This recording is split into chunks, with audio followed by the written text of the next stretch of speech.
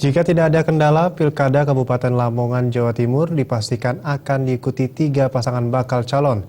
Jumlah pasangan bakal calon yang bertarung di Pilkada Lamongan ini bertambah setelah pasangan bakal calon independen Nur Salim Edi Wijaya atau SAE mendaftarkan diri ke KPUD Lamongan.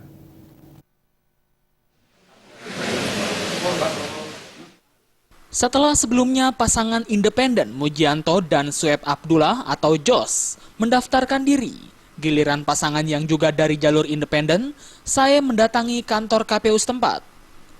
Didampingi puluhan massa dan simpatisan, pasangan bakal calon Nur Salim Edi Wijaya kemudian menyerahkan berkas pendaftaran yang langsung dilakukan pemeriksaan oleh petugas KPU.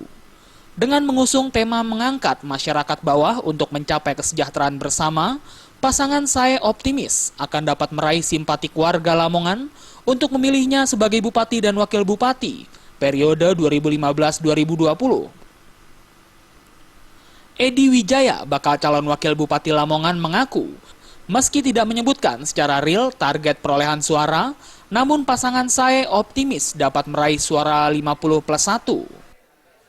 Yang pertama, kalau kita bisa mendapatkan 50+1. Kira-kira kendalanya apa nanti?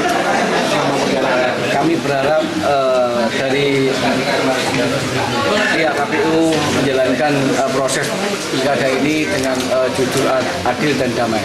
Itu aja kendala.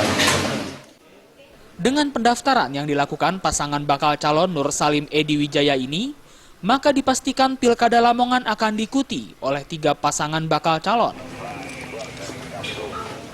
Dari Lamongan, Jawa Timur, Muhammad